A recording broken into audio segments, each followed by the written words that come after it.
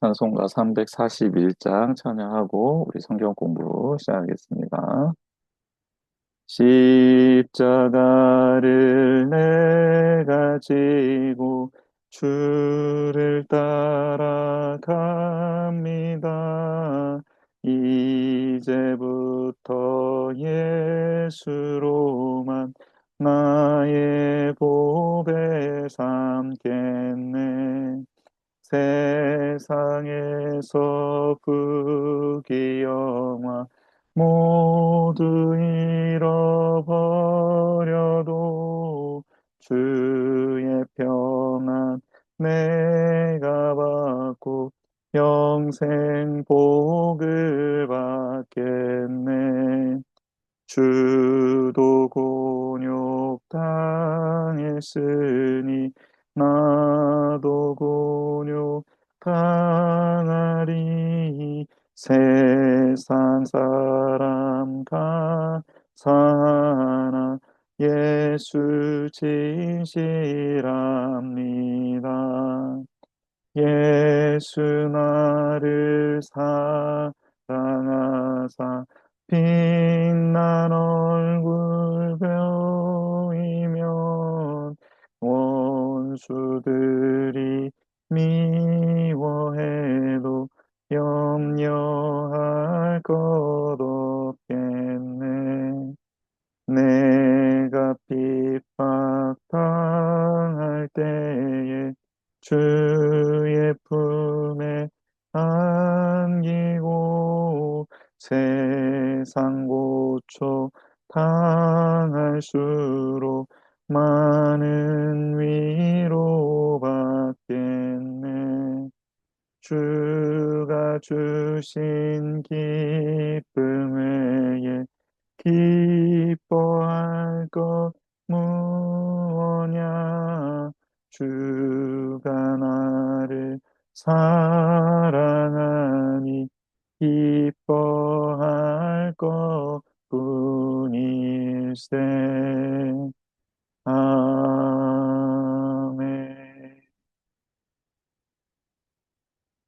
기도하겠습니다.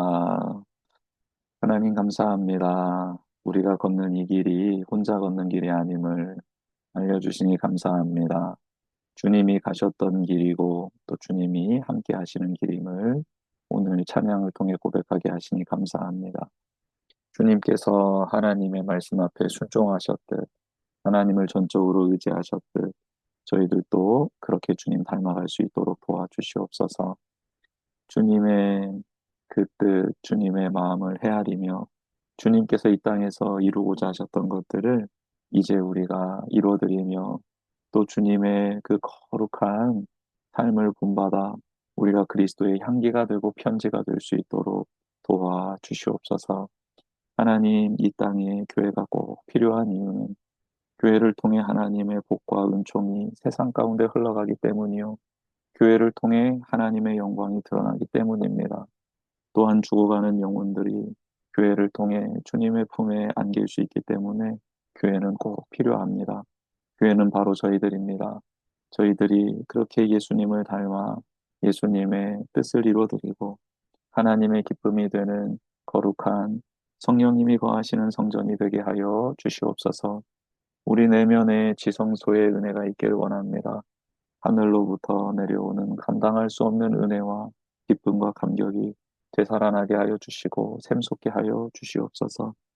우리의 마음의 성소, 하나님 거룩한 성소의 떡상과 등잔대와 분향단이 잘 준비되어서 아름답게 빛나고 떡이 준비되며 거룩한 향기가 올라갈 수 있도록 도와주시옵소서. 하나님, 오늘도 저희들을 지켜주신 것 감사하고 이 시간 하나님 말씀 대합니다. 진리의 말씀 깨달아 알게 하시고 말씀 속에서 하나님의 마음을 또 하나님의 뜻을 깨닫고 그 말씀 따라 살아가는데 부족함이 없는 저희 모두가 되게 하여 주시옵소서. 모든 영광 하나님께 올려드리며 예수 그리스도의 이름으로 기도드립니다. 아멘. 네, 이 시간 우리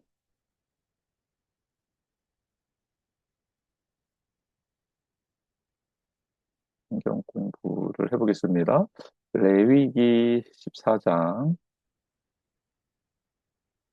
레위기 14장 말씀입니다. 레위기 14장 말씀을 한번 펴보시고요. 음, 레위기 14장을 우리 같이 읽어주실 수 있는 분들은 한번 음속을 해제해 주시고, 우리 레위기 14장을 한번 읽어봤으면 좋겠습니다. 레위기 14장 1절에서부터 32절까지만 한번 이렇게 읽어보면 좋겠는데요. 혹시 가능하신 분 있으면 네, 음속을 해제해 주시고 같이 한번 읽어보면 좋을 것 같습니다. 네, 그러면은 제가 5절 읽고 우리 신은경 집사님이 5절 읽고 하면서 우리 5절씩 한번 읽어가 보면 좋을 것 같습니다. 32절까지만 먼저 한번 읽어보겠습니다. 여호와께서 모세에게 말씀하여 이르시되 나병 환자가 정결하게 되는 날의 규례는 이러하니 곧 그 사람을 제사장에게로 데려갈 것이요 제사장은 진영에서 나가 진찰할지니 그 환자에게 있던 나병 환부가 나았으면 제사장은 그 정결함을 받을 자를 위하여 명령하여 살아있는 정결한 새 2마리와 백향목과 홍색 실과 우슬초를 가져오게 하고 제사장은 또 명령하여 그 새 하나는 흐르는 물 위 질그릇 안에서 잡게 하고 다른 새는 산채로 가져다가 백향목과 홍색 실과 우슬초와 함께 가져다가 흐르는 물 위에서 잡은 새의 피를 찍어 나병에서 정결함을 받을 자에게 7번 뿌려 정하다 하고 그 살아있는 새는 들에 놓을지며 정결함을 받은 자는 그의 옷을 빨고 모든 털을 밀고 물로 몸을 씻을 것이라. 그리하면 정하리니 그 후에 진영에 들어올 것이나 자기 장막 밖에 이레를 머물 것이요 7째 날에 그는 모든 털을 밀되 머리털과 수염과 눈썹을 다 밀고 그의 옷을 빨고 몸을 물에 씻을 것이라. 그리하면 정하리라. 8째 날에 그는 흠없는 어린 순양 2마리와 일년된 흠없는 어린 암양 1마리와 또 고운 가루 10분의 3 에바를 기름에 섞은 소재물과 기름 한 룩을 취할 것이요. 정결하게 하는 제사장은 정결함을 받을 자와 그 물건들을 회막문 여호와 앞에 두고 어린 순양 1마리를 가져다가 기름 한 롯과 아울러 속건제를 드리되 여호와 앞에 흔들어 요제를 삼고 그 어린 순양은 거룩한 장소 곧 속죄제와 번제물 잡는 곳에서 잡을 것이며 속건제물은 속죄제물과 마찬가지로 제사장에게 돌릴지니 이는 지극히 거룩한 것이니라. 제사장은 그 속건제물의 피를 취하여 정결함을 받을 자의 오른쪽 뒷부리와 오른쪽 엄지손가락과 오른쪽 엄지발가락에 바를 것이요 제사장은 또 그 한 록의 기름을 취하여 자기 왼손 바닥에 따르고 오른쪽 손가락으로 왼쪽 손에 기름을 찍어 그 손가락으로 그것을 여호와 앞에 7번 뿌릴 것이요. 손에 남은 기름은 제사장이 정결함을 받을 자의 오른쪽 깃뿌리와 오른쪽 엄지 손가락과 오른쪽 엄지 발가락 곧 속건 제물의 피 위에 바를 것이며 아직도 그 손에 남은 기름은 제사장이 그 정결함을 받은 자의 머리에 바르고 제사장은 여호와 앞에서 그를 위하여 속죄하고 또 제사장은 속죄제를 드려 그 부정함으로 말미암아 정결함을 받을 자를 위하여 속죄하고 그 후에 번제물을 잡을 것이요 제사장은 그 번제와 소제를 제단에 드려 그를 위하여 속죄할 것이라. 그리하면 그가 정결하리라. 만일 그가 가난하여 그의 힘이 미치지 못하면 그는 흔들어 자기를 속죄할 속건제를 위하여 어린 순양 1마리와 소재를 위하여 고운 가루 10분의 1 에바에 기름 섞은 것과 기름 한 록을 취하고 그의 힘이 미치는 대로 한 비둘기 둘이나 집비둘기 새끼 둘을 가져다가 하나는 속죄제물로 하나는 번제물로 삼아 8째 날에 그 결례를 위하여 그것들을 회막문 여호와 앞 제사장에게로 가져갈 것이요 제사장은 속건제의 어린 양과 기름 한 룩을 가져다가 여호와 앞에 흔들어 요제를 삼고 속건제의 어린 양을 잡아서 제사장은 그 속건 제물의 피를 가져다가 정결함을 받을 자의 오른쪽 뒷부리와 오른쪽 엄지 손가락과 오른쪽 엄지 발가락에 바를 것이요 제사장은 그 기름을 자기 왼쪽 손바닥에 따르고 오른쪽 손가락으로 왼쪽 손에 기름을 조금 찍어 여호와 앞에 7번 뿌릴 것이요. 그 손의 기름은 제사장이 정결함을 받을 자의 오른쪽 깃뿌리와 오른쪽 엄지 손가락과 오른쪽 엄지 발가락, 곧 속건 제물의 피를 바를 곳에 바를 것이며 또 그 손에 남은 기름은 제사장이 그 정결함을 받는 자의 머리에 발라 여호와 앞에서 그를 위하여 속죄할 것이며 그는 힘이 미치는 대로 산 비둘기 한 마리나 집 비둘기 새끼 한 마리를 들이되 곧 그의 힘이 미치는 대로 한 마리는 속죄제로 한 마리는 소제와 함께 번제로 드릴 것이요 제사장은 정결함을 받을 자를 위하여 여호와 앞에 속죄할지니 나병 환자로서 그 정결 예식에 그의 힘이 미치지 못한 자의 규례가 그러하니라. 아멘. 33절에서부터 57절에는 집에 생긴 곰팡이가 생겼을 때 어떻게 해야 되나 하는데, 그 하는 어떤 모양들이 꼭 사람한테 하는 것과 같고, 정결하게 하는 것도 마치 사람에게 하는 것과 같이 하면서 하나님의 거룩함은 사람뿐만 아니라 사람이 살고 있는 집에까지 동일하게 적용되어야 한다라는 것을 알려주는 말씀의 내용입니다. 오늘 전체적으로 14장은 나병 환자가 이제 깨끗하게 되었을 때, 나았을 때, 그가 공동체로 소속되기 위해서 해야 될 정결 규례에 대해서 말씀해 주고 있는데요. 그 내용이 우리가 이제 기억하실 수도 있겠지만, 제사장들이 하나님 아버지 앞에 세워질 때, 제사장 위임식 있었잖아요. 그때 제사장들의 몸에 그렇게 어, 피를 바르고 기름을 발랐던 것과 똑같은 일들이 나병 환자가 공동체로 돌아오게 될 때 일어나는 그 예식과 똑같습니다. 그래서 저는 오늘 말씀 묵상하면서 예전에도 레위기를 한번 묵상하면서 깨달았던 건데, 하나님은 정말 그 공동체 내에서 하나님과 가장 가까이에 있어야 될 사람, 제사장 위임식에 했던 그를 거룩하게 구별하는 방법과 공동체에서 격리되어서 공동체 밖에 살아야 했던 사람들이 다시 공동체로 돌아올 때 그들의 존재를 마치 제사장을 세울 때와 똑같은 형태의 정결 규례를 적용함으로써 하나님이 얼마나 그 백성 중에 소외된 사람을 동일하게 제사장과 똑같이 취급하시는지를 보여주는 굉장히 중요한 대목으로 저는 기억하고 있었습니다. 근데 오늘 다시 말씀을 읽는데 똑같은 부분에서 또 감동이 오는 거예요. 어떻게 하나님은 제사장을 세울 때와 나병 환자가 부정한 상태에서 정결해지는 상태로 변화될 때 그렇게 똑같이 대우해 주실 수 있을까? 저는 먼저는 하나님의 긍휼과 사랑에 대해서 큰 감동이었고, 또 한 가지는 나병이 걸렸다고 해서 하나님께 버림받은 게 아니라는 사실. 그리고 또 한 가지는 제사장이라고 해서 자기의 의로움을 내세울 필요가 전혀 없다라는 것.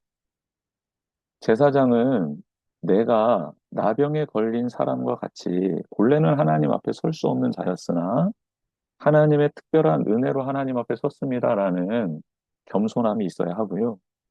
나병에 걸린 사람은 하나님이 나를 버리셨다라는 게 아니라 언제든지 하나님은 나를 제사장과 같이 거룩하고 존귀하게 회복시켜 주실 수 있는 분이다라는 하나님을 향한 신뢰와 그 선하심을 고백하는 사람이 되어야 한다라는 사실을 오늘 우리 14장 성경 공부를 준비하면서 다시 한번 깨닫게 되었습니다. 우리는 롤러코스터처럼 이 두 부류, 두 어떤 포지셔닝을 왔다 갔다 하죠. 때로는 너무 은혜 충만해서 교만해져서 모든 걸 다 할 수 있을 것 같고 내가 세상에서 가장 하나님과 가까이 거하는 사람이라고 인식할 때도 있습니다. 때로는 어떤 시험과 유혹에 넘어지고 똑같은 반복되는 죄의 굴레에서 벗어나지 못해 한심해하며 자책하며 좌절할 때도 있죠. 하나님이 나를 버리실 수도 있겠다. 하나님이 나를 떠나실 수도 있겠다. 하나님이 나를 외면하실 수도 있겠다라는 영적 공고함 속에 절망감 속에 빠져들 때도 있잖아요. 우리는 늘 이 제사장과 나병 환자의 이 사이를 롤러코스터 타듯이 왔다 갔다 합니다. 근데 그때마다 우리가 잊지 말아야 될 것은 오늘 레위기 14장 말씀이겠다라는 생각을 해봅니다. 하나님과 친밀한 관계 속에서 은혜를 누리되 겸손함을 유지할 수 있었으면 좋겠습니다. 언제든지 내가 나의 부족함 때문에, 나의 연약함 때문에 넘어질 수 있는 존재임을, 내가 이렇게 하나님과 교제할 수 있는 이유는 전적인 하나님의 은혜임을 고백할 수 있는 우리가 되었으면 좋겠고, 때로는 넘어지고 실패하고 좌절할 때에도 그 자리가 나의 마침표, 나의 최종 종착지가 아니라 언제든지 하나님이 나를 회복시켜 주실 수 있고 나를 거룩한 제사장처럼 다시 삼아 주셔서 하나님의 뜻을 이룰 수 있는, 이루어가는 거룩한 사람으로 세워줄 수 있다라는 사실을 잊지 않고 다시 한번 일어서고 그 하나님의 은혜를 붙잡고 승리하는 우리 모두가 되었으면 좋겠습니다. 그리고 오늘 이 14장에서 제사장들의 역할이 나오는데 그 제사장들의 역할을 보면서 우리가 또 우리의 모습을 점검해 보았으면 좋겠습니다. 우리도 왕 같은 거룩한 제사장으로 하나님이 불러주셨는데 그의 소유된 백성으로 거룩한 나라로 불러주셨는데 어둠 속에 있었던 우리를 기이한 빛 가운데로 인도해 주셨는데 우리는 오늘 본문에 등장하는 제사장들처럼 그런 나병 환자를 향해 나아갈 수 있는가, 그를 만질 수 있는가, 또 그에게 정결함을 선포해 주는 그런 통로가 될 수 있는가에 대해서 한번 더 생각해 보면 좋겠습니다. 그리고 또 한 가지는 여기에 등장하는 레위기 13장, 14장에 등장하는 이 나병은 죄 때문에 생긴 병이 아니라고 했습니다. 그렇죠. 그런데 오늘 14장에 보면 정결 규례 중에 속죄한다, 속죄라는 단어가 굉장히 많이 쓰입니다. 근데 이 속죄의 의미에 대해서 우리가 이 레위기 13장, 14장에서의 이 정결 규례, 나병 환자가 회복되는 정결 규례에서 속죄한다라는 이 의미를 어떻게 해석해야 되는지를 또 한번 배워보도록 하겠습니다. 분명 죄 때문에 하나님이 나병 걸린 사람들을 그렇게 정죄하는 장면이 아무것도 안 나오거든요. 오히려 그들을 회복시키는 방법, 다시 공동체원이 되는 방법에 대해서 다시 예배드릴 수 있는 자로 회복되는 방법에 대해서 정말 세세하게 기록해 두시잖아요. 그리고 나병에 걸렸는지 안 걸렸는지 판단하는 것도 오직 제사장들만 판단하게 하고 그 방법도 세밀하게 지도해 주고 계시잖아요. 그러니까 이 부분, 레위기 13장, 14장에서 다루고 있는 이 나병은 죄 때문인 것은 아니다. 그렇죠? 부정하고 정결함, 즉 하나님 앞에 나아갈 수 있는지 나아갈 수 없는지에 관련된 그 부분이고 특별히 공동체 안에 이 나병이 피부병이 퍼지지 않게 하기 위한 공동체를 보호하기 위한 방법일 뿐만 아니라 또 격리되어 있는 그 사람들이 회복되어서 다시 공동체로 들어갈 수 있는 방법을 알려주시는 장면이다라고 그렇게 인식하면서 14장 말씀을 보면 좋겠습니다. 네, 전체적으로 제가 14장의 위치와 지금 우리가 진행되어 가고 있는 어떤 흐름 속에서 말씀을 어떻게 보면 좋을지 설명해 드렸고요. 레위기 1장부터 10장까지는 11장 10장까지는 예배를 통한 거룩함, 예배를 통해 하나님 앞에 거룩해지는 방법을 말씀해 주셨고 11장부터 15장까지는 우리의 삶 속에서 일어나는 현상들, 사건들을 통해 어떻게 하나님께서 우리가 하나님 앞에 정결하게 나아가서 예배드릴 수 있고 공동체를 그렇게 세워갈 수 있는지에 대해서 알려주고 있잖아요. 그 부분에서 오늘 또 14장의 부분을 다루도록 하겠습니다. 그러면 한번 우리 교재를 중심으로 한번 살펴보겠습니다. 지난주에 한번 다뤘던 내용인데요. 한번 더 말씀드릴게요. 13장, 14장은 모두 나병을 다루고 있어요. 산모의 정결교회와 유출병의 정결교회는 모세를 통해 온 이스라엘 백성에게 알리도록 했지만 나병의 정결 규례 13장 14장의 규례는 모세와 아론에게만 알린다는 점이 다르다라고 말씀드렸습니다. 나병의 경우 제사장이 전문적으로 담당해야 할 영역이 있었어요.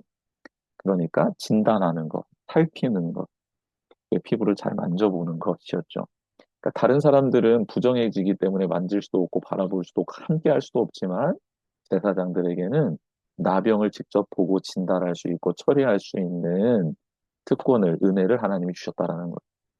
그래서 제사장들은 다른 질병에 관련된 거는 예외로 두고 이 나병에 관련된 것만은 직접 판단하고 바라보고 분별할 수 있게 해주셨다. 이게 놀라운 은혜이죠. 그리고 이제 14장은 나병에 나았을 때 드리는 정결 규례를 주로 다룬다. 즉, 그러니까 방점이 어디 있냐면, 너는 죄를 지었어. 그러니까 벌받아가 아니라, 혹 나병에 걸린 사람이 공동체에서 격리될 수밖에 없는데, 그가 다시 공동체로 돌아올 수 있는 방법에 대해서 방점이 찍혀져 있다. 그러니까 당시 문화는 피부병에 걸리면, 나병에 걸리면 회복 불가능한 것으로 여겨지고 그를 추방하고 그를 죽이고 그리고 그를 전적으로 외면하고 왕따시키는, 격리시키는 거에 익숙했지 그가 다시 회복되어서 돌아오는 것 자체를 꺼려했단 말이죠. 근데 하나님의 관점은 그런 소외되고 격리되고 이제 공동체 생활을 전혀 할 수 없게 된 사람이 아니라 그는 언제든지 다시 공동체원이 될 수 있다. 하나님 앞에 나올 수 있다의 방점이 찍혀 있는 거예요. 이 부분을 우리가 굉장히 좀 소중하게 주님의 마음을 하나님의 마음으로 이 말씀을 좀 대할 필요가 있겠습니다. 나병으로 번역된 말은 짜라아트라고 했습니다. 의복에 생긴 현상도 나병이라고 부를 뿐만 아니라 오늘 읽지는 않았지만 33절부터 그 이후에 나와 있는 집에 생긴 현상도 동일한 이름으로 부른다는 점에서 13장, 14장에서 다루는 짜라하트, 즉 나병은 오늘 한센병을 가리키는 것이 아닐 수 있다. 그렇죠? 아니다. 라고 볼 수 있겠죠. 사람에게서 발병한 것을 의학적 견제에서 판단할 때는 건성 항상 백피로 여겨질 수 있다라고 말씀드렸습니다. 네, 그러면 나병 환자 정결 규례에 대해서 오늘 성경에 나와 있는 부분을 좀 정리를 해보았습니다. 한번 쭉 눈으로 한번 따라오시면 좋겠습니다. 제사장이 이 나은 사람, 그 나병 환자, 나병에서 나은 사람을 살펴본 후에 이게 특권입니다. 이게 특권. 제사장이 나은 사람에게 나아갑니다. 3절을 한번 보겠습니다. 제사장은 진영에서 나가 진찰할지니 그 환자에게 있던 나병 환부가 나았으며 즉 나병 환자는 진영 안으로 들어올 수가 없어요. 그런데 진영 안에서 성소에서 거룩한 사명을 감당하는 제사장이요. 밖으로 나가는 겁니다. 아무도 나갈 수 없어요. 아무도 그들을 만날 수 없어요. 그런데 제사장은 그들을 향해 나아갈 수 있는 사람인 거예요. 이 은혜를, 이 특권을 우리에게 주셨다라는 거예요. 여러분, 우리는 부정해질 것을 두려워하는 사람이 아니라 부정한 것을 예수 그리스도의 이름으로 그분의 십자가의 보혈의 능력으로 부활의 영광으로 그 부정한 것을 정결하게 정하게 할 수 있는 사람들입니다. 할렐루야. 그래서 그들이 하나님 앞에 나와서 예배 드릴 수 있도록 돕는 역할이 바로 우리가 감당해야 될 역할인 거죠. 부정과 정함은 깨끗하다 더럽다가 아니라고 말씀드렸습니다. 부정한 상태는 하나님께 나아갈 수 없는 상태를 말하고 정한 상태는 하나님 앞에 나아갈 수 있는 상태라고 말씀드렸어요. 즉 우리는 부정한 상황 가운데 있는 자들, 즉 하나님을 아버지라고 부를 수도 없고 하나님의 은혜를 깨닫지 못한 자들에게 다가가서 그들이 정한 상태, 즉 하나님을 아버지라 부를 수 있고 하나님을 예배할 수 있는 상태로 돌이킬 수 있는 제사장의 사명을 감당하는 사람들이라는 거예요. 그래서 제사장들은 성소에만, 지성소에만, 성막 안에만 있었던 게 아니라 진 밖에 나아가 따로 떨어져 있으며 고독하며 자기 스스로를 정죄하며 비관 속에 절망 속에 있는 자들을 찾아갈 수 있는 특권이 바로 제사장들에게 있었고 그렇게 하나님은 그 사명을 제사장들에게 맡겨주셨다라는 겁니다. 놀라운 일이죠. 그게 처음입니다. 그래서 제사장이 나은 사람에게 다가간다. 그들을 살펴보러 나아간다. 이게 출발점인 겁니다. 그리고 살펴본 후에 나았다라고 하면 살아있는 새 두 마리, 그리고 백향목. 백향목은 적색이랍니다. 적색. 그래서 거룩한 보혈 피를 상징하고 홍색실도 마찬가지죠. 이것도 빨간색 거룩한 보혈을 상징하는 거죠. 그리고 새 두 마리 중에 한 마리는 잡아서 그 피를 우슬초와 홍색질 또 남은 새에다가 적시잖아요. 그래서 요 모든 것은 붉은 색깔이다라는 공통점이 좀 있습니다. 신학자들은 이것을 보혈로, 예수 그리스도의 보혈로 상징한다. 그렇게 이제 예표한다라고 바라보고 있죠. 그 다음에 살아있는 새 중 한 마리를 흐르는 물 위에서 준비한 질그릇 안에서 잡습니다. 그리고 다른 새 한 마리와 백향목, 그리고 홍생실, 우슬초루 등을 그릇 안에 담아서 피를 적시고 그 피를 환자에게 7번 뿌립니다. 7번 뿌리죠. 완전한 수, 완전수. 하나님 안에서 하나님이 하신다라는 그런 뜻이겠죠. 뿌리면서 뭐라고 하냐면 정하다라고 외칩니다. 정하다. 너는 정하다. 너는 이제 하나님 앞에 나아갈 수 있는 존재가 되었다라고 말해주는 거죠. 나병에 걸린 사람들이 뭐를 하더라고 했죠? 나는 부정하다, 부정하다 외치면서 돌아다니라고 했잖아요. 사람들이 가까이 하지 못하게. 그러니까 스스로 부정하다, 부정하다 외쳤던 그 사람에게 하나님은 아니야, 너는 정해. 너는 정하다. 너는 나에게 나올 수 있는 존재야. 라고 그의 존재 자체를 바꿔주시는 장면입니다. 7번 뿌린다라는 것은 내가 그렇게 할 거야라는 하나님의 강력한 메시지이죠. 영적 나병에 걸리고 관계적 나병에 걸리고 상황적 나병에 걸리며 불투명한 미래의 나병에 걸려서 그렇게 아무런 힘도 소망도 없는 우리에게 하나님이 다가오셔서 말씀하시는 겁니다. 세상은 우리에게 너는 부정하다 부정하다 외치면서 돌아다녀 라고 말하죠. 마치 자기네들은 완벽하고 잘난 것처럼 말하지만 그들 자체도 다 흠과 티가 있는데 말이죠. 좀 더 약하고 나약하고 힘없는 자들에게 너는 스스로 부정하다고 말하면서 다녀. 우리 곁에 얼씬도 하지 마. 너와 나와의 갭은 너무 멀어. 너는 나에게 넘어올 수 없어. 라고 말하라고 계속 우리에게 요구를 하죠. 너는 부정해. 너는 부정해. 스스로 말하고 다녀라고 말하죠. 세상은 그렇게 말합니다. 또 혹은 내 스스로 내가 나를 그렇게 바라볼 때도 있죠. 그때 하나님 말씀하십니다. 아니야. 너는 예수 그리스도의 보혈로 말미암아 정해. 너는 나의 자녀야. 너는 나를 예배할 수 있는 자야. 나의 모든 특권을 누릴 수 있는 나의 자녀야. 내가 가진 모든 것을 너는 유업으로 받을 수 있는 나의 사랑하는 장자, 나의 사랑하는 아들이야, 딸이야라고 하나님 말씀해 주시는 거예요. 그러면 우리는 도대체 누구의 말에 귀를 기울이며 살아가고 있느냐? 라는 굉장히 중요한 메시지예요. 그러니까 나병에 걸린 사람들에게 아니야, 너 나았어. 넌 정해. 라고 외쳐주면서 존재론적 변화를 추구하라고 하는데 아니에요. 저는 여전히 부족해요. 저는 부정해요. 부정해요 하면 얼마나 하나님 입장에서 속상하겠습니까? 그래서 하나님은 아무한테나 가서 선포하라고 한 게 아니라 제사장들에게 가서 선포하라고 한 거예요. 그렇죠?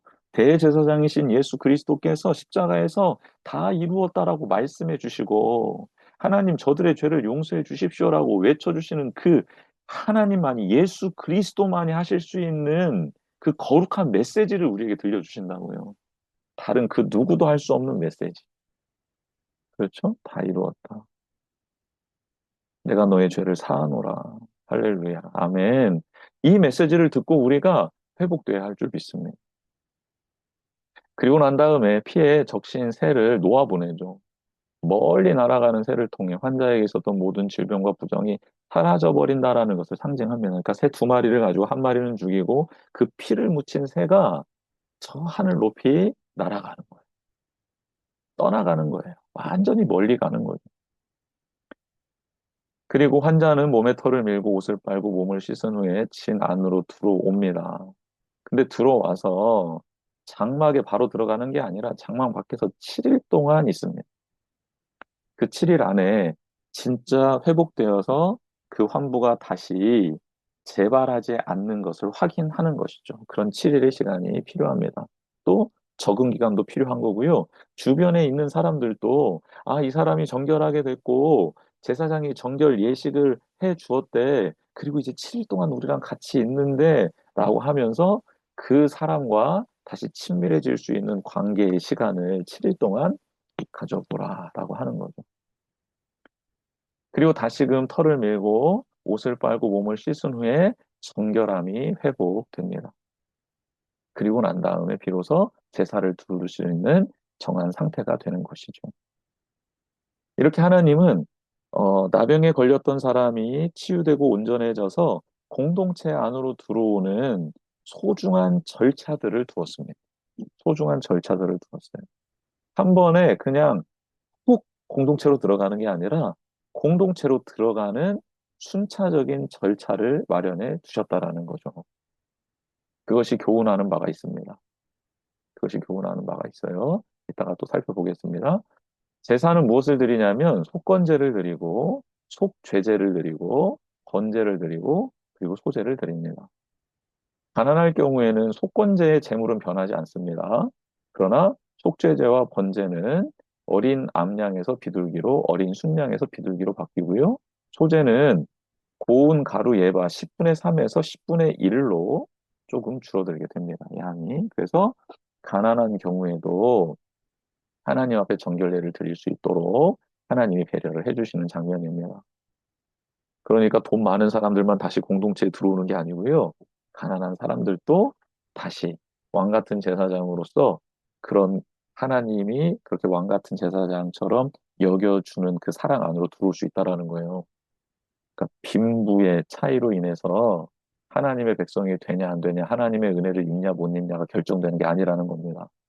하나님은 그 모든 이들이 가난한 자나 부한 자나 다 하나님 안에서 제사장의 사명을 감당하며 그렇게 왕 같은 거룩한 제사장으로서 살아갈 수 있도록 우리를 배려해 주시고 인도해 주시는 분이다. 라는 사실을 알게 되는 겁니다. 당시 이스라엘 백성 또 당시 중동 문화에서는 굉장히 파격적인 하나님의 정결 규례였던 것이죠. 제사장은 속건제 제물의 피를 예배자의 우편 지체에 뿌리고 함께 드린 기름 그 기름을 여호와 앞에 7번 뿌리고 예배자의 우편 지체에 덧바르고 남은 것은 머리에 바르게 되는데 그 우편 지체들은 뭡니까? 오른쪽 귓불과 오른쪽 엄지손가락, 오른쪽 엄지발가락입니다. 이게 제사장 위임식 때 동일하게 동일하게 했던 어떤 규례입니다. 그래서 제사장으로 위임되어 새롭게 사역을 시작하는 것과 나병에 걸려 홀로 살다가 공동체 안에 들어와서 새 삶을 시작하는 것을 동일한 차원에서 하나님은 다루고 있다. 이 사실만 이번 성경 공부에서 기억해도요, 레위기가 다시 보입니다. 그리고 성경 전체가 다시 보일 거예요. 도대체 하나님이 어떤 분이신가를 알아가는 게 우리가 성경 공부를 하는 이유 아닙니까? 그리고 그 하나님의 관점으로 내 자신을 바라보고 내가 고백하는 거잖아요. 그게 성경 공부에 깨달은 것을 고백하는 유일한 이유잖아요. 그리고 그게 나의 삶 속의 능력이 되고 내가 누군가를 바라보는 가치관으로 변화되는 게 성경 공부하는 이유잖아요. 이 세 가지가 이루어지는데 그 중에 하나 가장 귀하고 꼭 알아둬야 될 포인트가 바로 오늘 배우는 이 말씀입니다. 대사장으로 위임되어 새롭게 사역을 시작하는 것과 나병에 걸려 홀로 살다가 이제 공동체 안에 들어와서 새 삶을 시작하는 것. 이것을 하나님은 동일한 차원에서 다루고 계신다. 이제 너가 듣는 것, 너가 손으로 하는 모든 사역, 네가 있어야 될 자리. 그게 곧 나의 뜻대로, 나의 말씀 가운데, 또 나의 언약 가운데 살아가는 삶이 되기를 원한다. 라고 하나님 말씀해 주시는 것. 할렐루야. 네, 속죄제, 번제, 소제 모든 제사 때마다 14장에 보니까 키페르라는 단어, 그러니까 속죄하고 그 다음에 또 속죄라는 단어로 다 쓰이는 이 단어가 키페르라는 단어인데요. 키페르라는 단어의 뜻, 속죄하다, 덮다, 용서하다, 가리다, 화목하게 하다라는 뜻으로 쓰이거든요. 근데 이제 오늘 14장에서도 이 키페르라는 단어가 속죄라는 단어로 쓰였어요. 속죄. 근데 이것을 죄를 속하다라는 뜻이 아니라 다르게 해석을 해야 된다라는 거죠. 네. 그래서 우리 김근주 교수님은 이 단어를 지난번에 우리가 속죄제 관련돼서, 속건제 관련돼서 쓸 때 이키페르가 좀 다르게 사용되는 경우들이 있다. 죄를 사함받는 게 아니라 하나님이 부여해 주신 회복으로서, 다시 부여하는 지위의 회복, 권위의 회복으로서 쓰일 때도 있다라고 속죄죄와 속건죄를 배울 때 이 키페르라는 단어에 대해서 한번 제가 설명해 드린 적이 있습니다. 그러면서 이런 예외 조항이 나중에 살펴보겠지만 나병 환자가 돌아오는 정결규례에 쓰였습니다라고 예를 드린 적이 있습니다. 그 단어를 오늘 본문에서 설명을 하고 있는 거죠. 한번 살펴보겠습니다. 나병에서 나은 환자에게서 죄와 연관된 점을 레위기서 13, 14장에서는 찾을 수 없습니다. 그러므로 여기에 쓰인 여러 번의 키페르는 대신 드려진 제물을 통해 이제 여호와 앞에서 새로운 삶을 시작하게 된 예배자의 새로운 지위의 회복을 의미한다라는 거예요.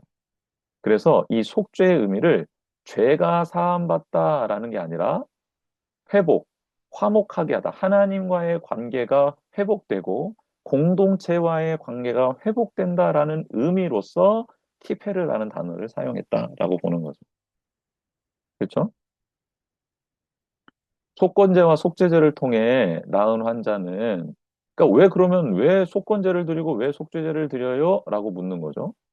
속죄제는 죄를 사함받는 거고, 속건제는 무언가 잘못했을 때 배상하는 것 아닙니까? 용서를 구하는 것 아닙니까? 근데 이런 걸 왜 드리는 겁니까? 라고 하는 거죠. 왜 드리냐? 나은 환자, 그러니까 회복된 환자는 여호와 앞에서 완전히 회복되었으며, 이어서 여호와께 드리는 번제와 소제는 그가 여호와께 합당한 예분을 드릴 수 있게 되었음을 의미하기 위한 확인 절차로서 드려지는 정결 규례다라고 이렇게 설명을 하고 있습니다.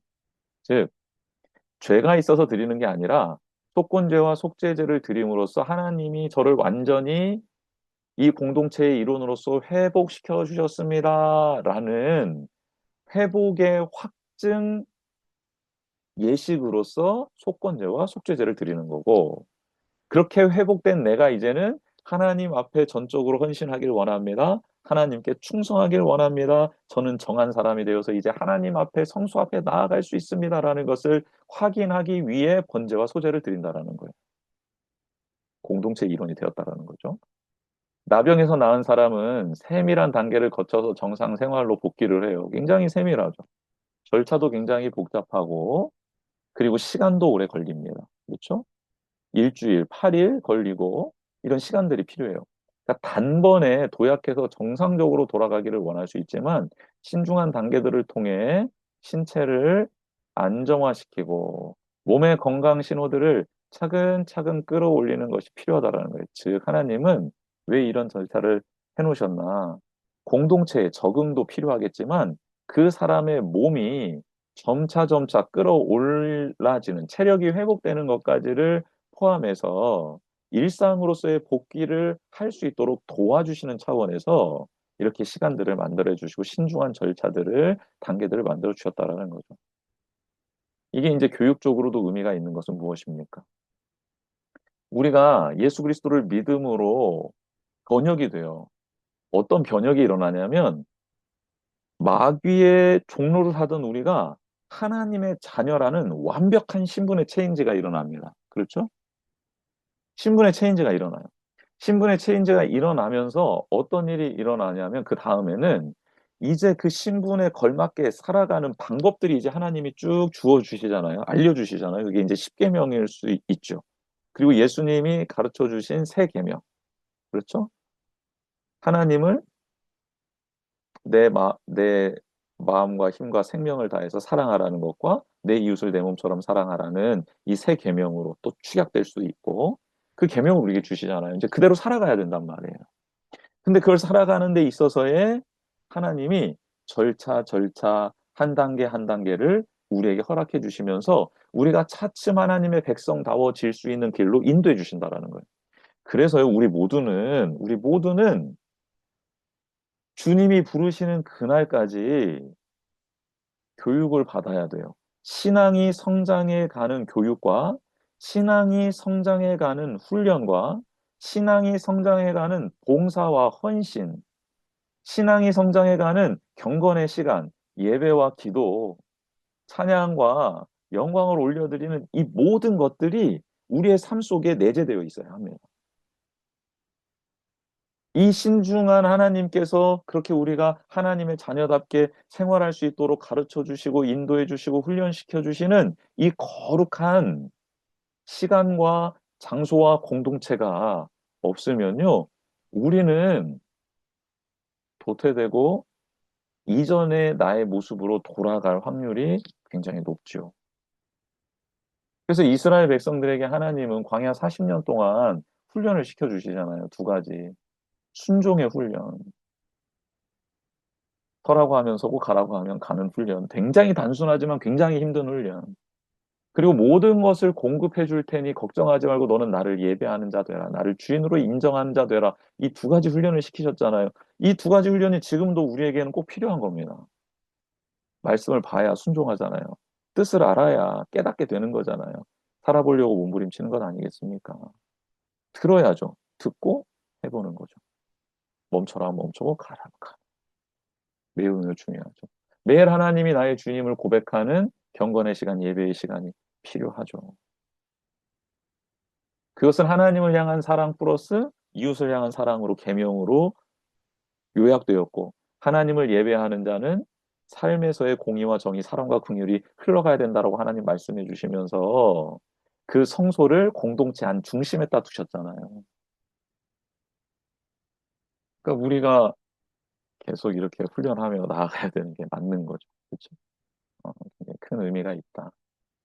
그러니까 나 예수님 믿었어. 이제 땡 이게 아니라 예수님 믿었으면 지금 저도 신학을 공부하고 사역을 언제부터 했습니까? 제가 2000, 2002년 12월부터 했거든요. 어, 조금 많이 했죠. 사역 많이 했죠. 그럼에도 불구하고 지금도 배우고 익히고 노력하고 알아보고 연구하고 그러면서 나아가고 있잖아요. 이것은 목회자여서가 아니라 당연히 목회자로서 해야 되겠죠. 근데 그게 아니라 신앙인으로서 해야 되는 거죠. 성도로서 해야 되는 거죠. 그렇죠? 그래야 예수님을 더 깊이 알아가고 닮아가고 순종할 수 있으니까 필요하다. 그렇죠? 네. 다음으로 넘어가겠습니다. 건물에 생긴 건물에 생긴 나병에 대해서는 어떻게 하나 봤더니요. 무생물인 집에 사람이 겪어야 하는 것과 동일한 절차를 겪는다는 점이 특이하다. 그러니까 무생물인데요. 집에 무생물인데 집이 거룩하게 됐을 때 똑같이 새의 피를 적셔서 또 그렇게 하고 난 다음에 새를 날려보는 일 절차가 똑같아요. 사람에게 하는 것처럼. 이는 이스라엘의 정결함이 생활의 모든 영역에 이루어진다라는 것을 확인할 수 있다. 그러니까 우리의 몸뿐만 아니라 우리가 거하고 있는 거처, 공동체도 하나님의 뜻 안에서 거룩해야 함을 말씀하고 있어요. 특별히 이 건물 관련된 것은 가나안 땅에 들어가서 해야 될 일이라고 정확히 말씀하시거든요. 우리 34절 말씀 한번 보겠습니다. 내가 내게 기업으로 주는 가나안 땅에 너희가 이를 때에 너희 기업의 땅에서 어떤 집에 나병의 색점을 발생하게 하거든. 색점을 발생하게 하거든이라고 말씀하세요. 그러니까 가나안 땅에 들어갔을 때 그곳에서 짓게 될 그 집들 있잖아요. 집들. 집들 안에서의 이 거룩함을 또 하나님 말씀하시는 거예요. 그러니까 가나안 땅이 엄청 음란하잖아요. 우상들로 가득하잖아요. 그러니 너희들이 생활하고 있는 그 공간 자체도 나의 말씀 안에서의 정결함이 계속 유지되어야 된다는 거죠. 그러니까 생활 공간이 주는 환경적인 영향을 하나님께서는 미리 대비할 수 있도록 말씀을 주고 계시는 장면입니다. 그래서요, 우리 사랑하는 성도 여러분, 우리 환경이 참 중요합니다. 어느 장소에서나 기도할 수 있는 건 맞아요. 그런데요, 시끄러운 공간, 시끄러운 상황 속에서의 집중과 묵상이요, 굉장히 어렵습니다. 근데 십자가 밑에서 또 고요한 중에 구별된 자리에서의 묵상은요, 차원이 다른 깊이로 들어갈 수 있는 거잖아요. 환경이 주는 영향이 있습니다. 그렇죠? 이 부분, 이 부분도 우리가 생각해 봐야죠. 그래서 친구도 잘 사귀어야 합니다. 누구와 함께 하느냐도 참 중요하죠.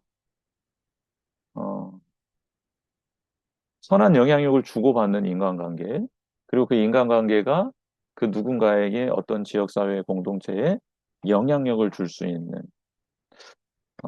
그런 것도 참 중요하고, 그리고 내 자신뿐만 아니라 나와 함께하는 이들이 그렇게 정결해지고 거룩해지며 하나님의 뜻 안에 있고 그 은혜 안에 사랑 안에 있을 수 있게 중보하고 기도하고 또 섬기며 그들이 부정한 상태에 있다면 정한 상태로, 즉 하나님을 예배할 수 있는 상태로 바꿔주는 거 굉장히 중요한 역할인 것이죠. 자, 제사장의 직무 보겠습니다. 이스라엘의 제사장은 단지 제사만 집전하는 사람이 아니라, 그렇죠? 제사만 드리고 그걸 집례하는 사람이 아니라 공동체의 전반적 보전과 관련된 역할을 했습니다. 특별히 나병에 관련돼서 굉장히 중요한 역할을 했죠. 그리고 그들이 공동체 안으로 다시 들어올 수 있는 그런 정결 규례까지 담당하게 된 것입니다. 레위기 본문은 오직 나병에 대해서만 제사장의 역할을 이렇게 규정하고 있어요. 그리고 이 경우에도 그 병을 낫게 하는 것과 제사장의 역할은 아무런 연관이 없다라고 말하고 있어요. 그러니까 병 고치는 역할이 아니라는 거예요. 그렇죠? 하나님이 제사장한테 병 고치라고 했습니까? 아니죠. 병 고쳐주시는 것은 하나님이시죠. 근데 그것을 분별해서 판단해서 다시 하나님 앞에 공동체 앞에 설 수 있게 만들어주는 역할로서 제사장의 역할을 감당하라는 거예요. 그러니까 이것을 지금 우리 시대로 적용한다면 내가 그 누군가의 질병을 고쳐줄 수는 없죠. 그렇죠? 근데 우리는 그가 예수 그리스도 앞에 설 수 있도록 그 복음의 진리를 선포해 주는 거죠.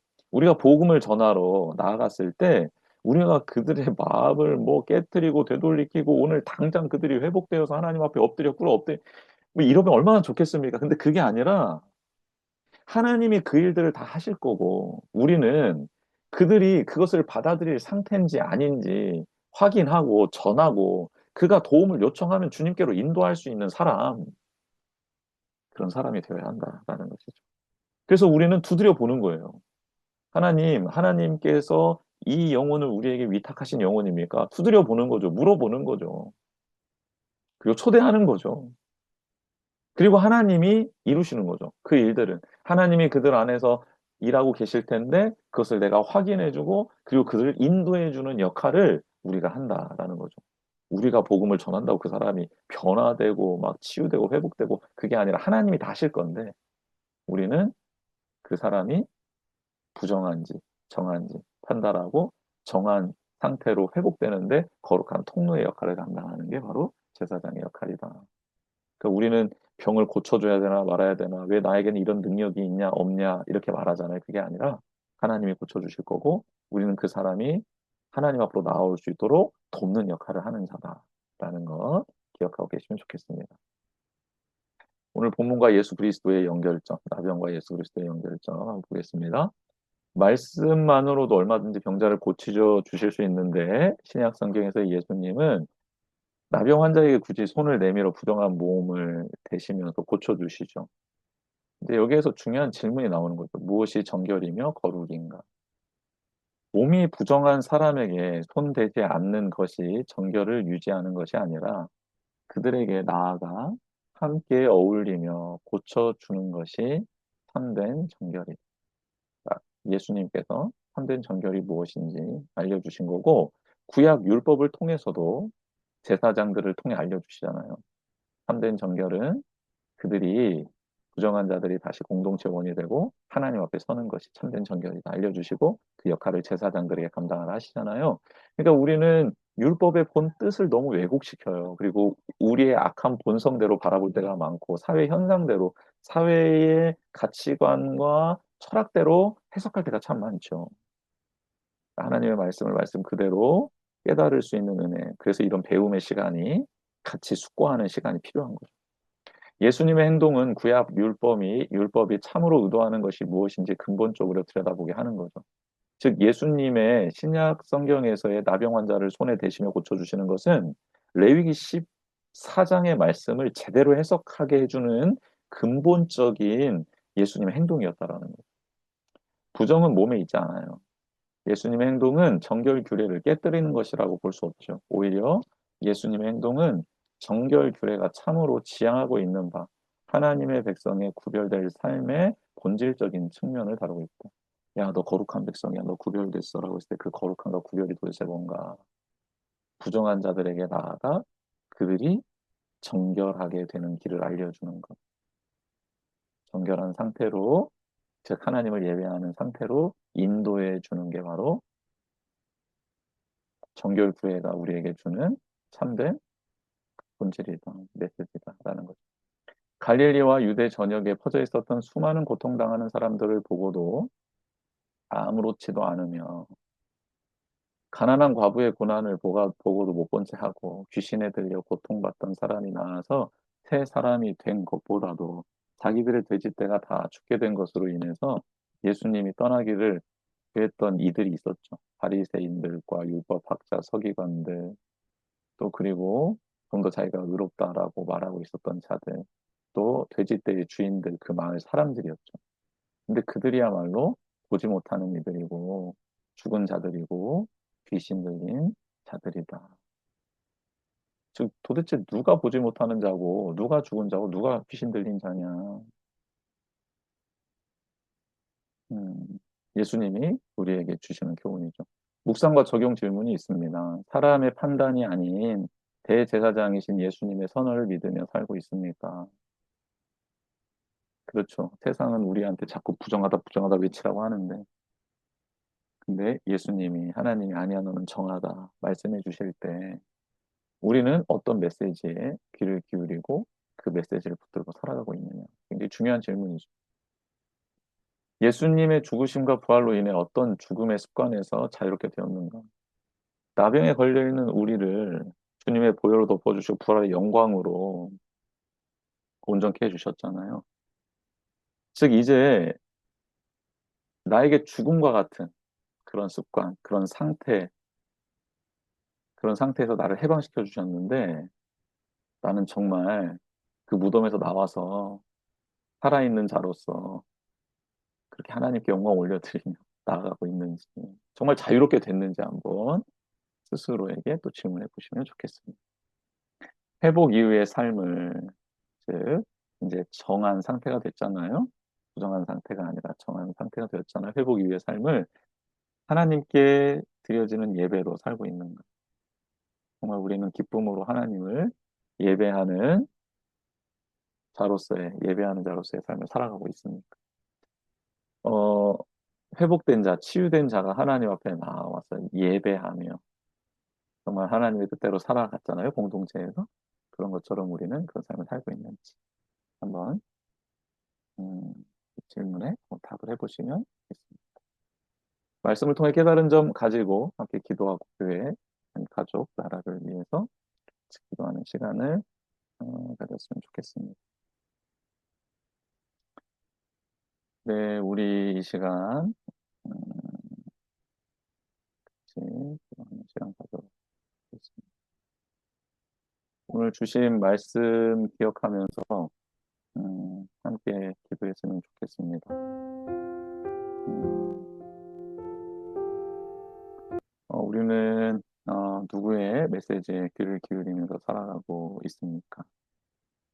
우리는 정말 우리를 이제 하나님의 공동체 안으로 들어오게 해주시고 자녀 삼아 주셨는데 죽음의 습관을 이제 끊어내고 정말 거기에서 자유롭게 살아가고 있습니까? 우리는 그렇게 구원해 주신 하나님의 은혜에 감사하며 예배의 삶을 하나님을 높여드리며 찬양하는 삶을 살고 있는지 우리 배웠던 또 오늘 깨닫게 된 내용을 가지고 하나님 앞에 같이 기도하는 시간 먼저 갖겠습니다. 기도하겠습니다. 하나님 아버지 감사합니다. 이 시간 하나님 우리가 하나님 앞에 기도하며 나아갑니다. 하나님 부정하다 부정하다 외치며 살아가고 있었던 우리에게 아니야 너는 이제 정하다 너는 하나님 앞에 나아올 수 있다 하나님 자녀다 라고 말씀해 주시는 그 주님의 음성에 아멘으로 화답하며 저는 그렇게 하나님의 말씀 앞에서 새롭게 되었습니다. 하나님 너무 감사합니다. 그런 자아 정체성을 갖게 하여 주십시오. 나는 하나님의 자녀임을, 하나님의 거룩한 백성임을, 하나님의 소유된 자녀 그 거룩한 나라임을 깨달을 수 있도록 그렇게 살아갈 수 있도록 도와주십시오. 하나님 나의 죽음의 자리, 죽음의 습관, 더럽고 추한 반복되었던 그런 악순환의 고리를 끊어주셨습니다. 주님의 보혈로, 부활의 영광으로 저를 인도해 주셨습니다. 이제 다시 그 암울한 하나님 그 상태로 돌아가지 않고 무덤으로 들어가지 않고 또 하나님이 주신 자유와 기쁨 가운데 살아가는 우리 모두가 되기를 원합니다. 그렇습니다. 우리는 이제 옛것은 지나갔습니다. 새것이 되었습니다. 하나님 죄와 사망의 권세에서 우리를 해방시켜 주셨습니다. 생명과 성령의 법의 지배를 받고 있습니다. 하나님 믿습니다. 그렇게 선포하며 또 그렇게 살아갈 수 있는 우리가 될 수 있도록 도와주십시오. 회복된 자의 거룩한 삶, 예배자의 삶을 살아가게 하나님 이 시간을 베풀어 주시고 우리가 하나님의 기쁨이 될 수 있도록 하나님 자랑이 될 수 있도록 하나님의 영광의 풍성함을 누리며 고백하며 찬양하며 나아가는 자들이 될 수 있도록 도와주십시오. 하나님 공동체 밖에서 그렇게 그 외곽에서 그렇게 쓰러져 있고 노출해져서 또 절망 중에 있으며 고통 중에 사망의 음침한 골짜기를 걷고 있었던 우리에게 찾아오셔서 내가 너를 인도하겠다, 내가 너를 사랑한다, 내가 너를 온전케 하겠다 말씀해 주시며 생명을 내어주신 주님 그 사랑을 기억하며 살아가는 저희 될 수 있도록 주님 도와주시옵소서. 그렇게 주시니 거룩한 교회 공동체를 사랑합니다. 우리의 가정을 사랑합니다. 우리의 나라 민족을 사랑합니다. 하나님 맡겨주신 사명을 거룩하게 아름답게 충성스럽게 감당하며 나아갑니다. 주여 은혜를 베풀어 주시옵소서. 이 시간 한 번 더 기도하겠습니다. 교회를 위해서, 우리 가정을 위해서, 나라를 위해서 기도합시다. 하나님 우리 교회에 예수 그리스도를 닮고 따라가는 복음을 전하는 거룩한 교회 될 수 있도록 도와주십시오. 주님을 따라가는 이유, 거룩한 목적은 사람을 낳는 어부가 되기 위함입니다. 주님, 우리가 매주 신앙이 성장할 수 있도록, 인격이 성숙해질 수 있도록 예수 그리스도를 증거하고 전할 수 있도록, 그리고 우리가 거하는 모든 곳이 하나님 나라 될 수 있도록 도와주시옵소서. 교회를 위해서 기도하십시다. 그리고 우리 가정을 위해서 주님 우리 가정 만져주셔서 주님 뜻 안에 온전히 세워지는 가정 될 수 있도록 주님의 기쁨 되고 또 하나님께 영광 올려드리는 가문 될 수 있도록 도와주십시오. 그리고 우리 나라를 위해서 기도합시다. 새로운 대통령이 섰습니다. 하나님 대통령을 중심으로 또 하나님 이 나라 한민족 정말 백성들이 한 마음이 되어서 이 위기를 잘 극복해 나아갈 수 있도록 도와주시고 하나님께서 이 나라 긍휼히 여겨주셔서 무너진 모든 것들이 다시 제 자리를 찾을 수 있도록 도와나가고 기도하십시다. 함께 기도하며 나아가겠습니다. 하나님 감사합니다. 하나님 사랑합니다. 높여드립니다. 이 시간 우리 교회를 위해서 기도합니다. 하나님 세워주신 교회, 거룩한 교회.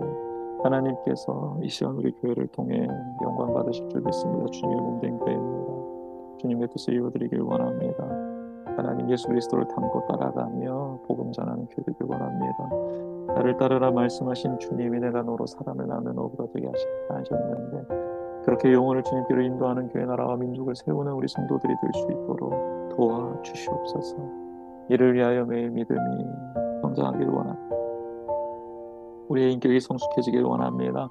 우리에게 주신 은사와 시간과 각자의 방법으로 예수 그리스도를 증거하기를 원합니다. 증인되기를 원합니다.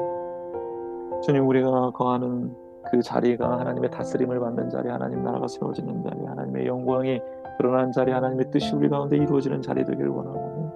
하나님 우리를 통하여 영광 받아주시고 하나님 나라 세워지게 하옵소서. 우리의 가정을 위해 기도합니다. 연약한 지체들에게 치유와 회복을 허락하시고 주의 복음을 믿고 돌아오게 하시며 함께 예배하고 하나님 나라 세워가는 거룩한 동역자들이 될 수 있는 우리 가정 가문이 될 수 있도록 도와주옵소서. 어렵고 힘든 형편과 처져 있는 자들 긍휼히 여기시고 엎드리게 하시며 하나님 앞에 그들의 필요가 채워지는 은혜와 영광을 누리게 하시고 넉넉히 하나님 나라 세워가며 하나님 그렇게 하나님의 뜻을 위해 나아가는 거룩한 지체들이 다 될 수 있도록 도와주시옵소서. 하나님 이 나라의 민족 긍휼히 여겨주시고 이제 새로운 대통령이 선출되었습니다. 하나님 해야 될 일이 많습니다. 하나님 그도 온전하지 않습니다. 그래서 기도합니다. 하나님 이 나라 대통령과 위정자들을 긍휼히 여기시고 하나님께서 이 나라를 세워가는 거룩한 도구 통로가 될 수 있도록 도와주신 백성들도 한 마음 되어서 지지할 건 지지하며 또 하나님 방향이 잘못되었을 땐 따끔하게 또 회초리를 틀 수 있는 이 나라의 백성, 현숙한 백성, 지혜로운 백성들 다 될 수 있도록 도와주 특별히 경제가 회복되기를 원합니다. 외교 안보 하나님 튼튼해지기를 원합니다. 국정이 안정화되기를 원합니다. 정치가 회복하기를 원합니다. 공의와 정의가 바로 서고 사랑과 긍휼이 평만해지는 이 나라 민족 되기를 원합니다. 제사장의 사명을 감당하는 거룩한 민족 되게 하여 주시옵소서. 하나님 사랑합니다. 하나님 높여드립니다. 우리 가운데 선한 일이 하여 주시옵소서. 하나님 감사합니다. 하나님께서 이 시간 은혜를 베풀어 주시고 하나님의 뜻을 이루어 주실 줄 믿습니다. 오늘 나누었던 이 내용들 하나님 선하게 응답하여 주시고 또 우리 가운데 이루어지는 거룩한 말씀 되게 하여 주옵소서. 교회와 가정과 나라를 위해 기도했습니다. 하나님, 하나님께서 만져주시고 보호해 주시는 거룩한 공동체들입니다. 하나님께서 긍휼히 여겨주시고 세워주시고 인도해 주시는 은혜를 누릴 수 있는 우리 모두가 되게 하여 주옵소서. 예수 그리스도의 이름으로 축복하며 기도드립니다. 아멘. 네, 이것으로 성경 공부를 마치겠습니다. 우리 또 나누는 시간 잠깐 갖도록 하겠습니다.